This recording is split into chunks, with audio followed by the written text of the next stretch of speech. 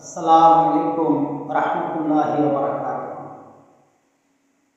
প্যারা হাজরিন, আমি বিশ্ব নাগর শরীফ দরবার থেকে বলছি। আজকের বিষয় হলো চিরস্থায়ী সুখ, শান্তি, সফলতা ও কামিয়াবি কোথায়। মেরে মোহতারাম সামিন, ইয়ানে বান্দা ইলাহি, সমস্ত দুনিয়ার মানুষের সুখ, শান্তি, সফলতা, কামিয়াবি আল্লাহ তাআলা রেখেছেন দ্বীনের মাধ্যমে। যে ব্যক্তি দ্বীন শিখে দ্বীনের উপর চলে, আল্লাহ তাআলা তাকে দুনিয়াতে কামিয়াবি এবং আখিরাতে মুক্তি দান করেন।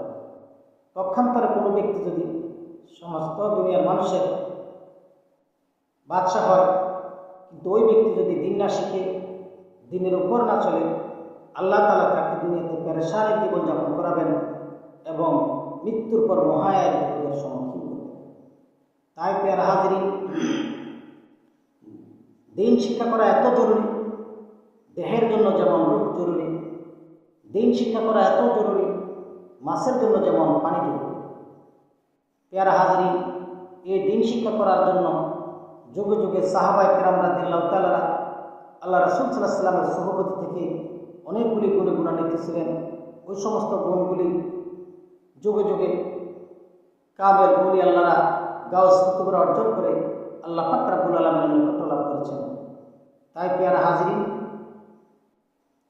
কোনো মানুষ যদি আল্লাহ পাকের কাছে মকবুল হতে চায়, প্রিয় হতে চায়, আল্লাহ তাআলা তার ধন সম্পদ, বংশমর্যাদা, শিক্ষা দীক্ষা, সামাজিক অবস্থা, মোট কথা দুনিয়াবি কোনো কিছুই দেখে না, বরং আল্লাহ পাক দেখেন বান্দার মাঝে দ্বীনের সিফাত, দ্বীনের গুণ কি কি আছে। তাই প্যারা হাজরিন, দ্বীনের সিফাত শিক্ষা করার জন্য পূর্ব শর্ত হলো বায়াতে রাসূল গ্রহণ করা। বায়াতে রাসূল গ্রহণ করার পর বিভিন্ন ক্লাস শুরু হয়ে যায়। ইলমে তাসাউফের বিভিন্ন ক্লাস শুরু হয়ে যায়। রিয়াজাত মুজাহাদা, সাধ্য সাধনা বায়াতে রাসূল গ্রহণ করার পূর্বে এগুলি করা যায় না। বায়াতে রাসূল গ্রহণ করার পর আপনি বিভিন্ন ক্লাস ধাপে ধাপে আসতে থাকবেন। যেমন সাহাবীরা যতক্ষণ পর্যন্ত আল্লাহ রাসূল সাল্লাল্লাহু আলাইহি ওয়াসাল্লামের কাছে যায় নাই, ততক্ষণ পর্যন্ত ওমর হইতে পারে নাই, আর আলী হইতে পারে নাই, আবু বকর হইতে পারে নাই।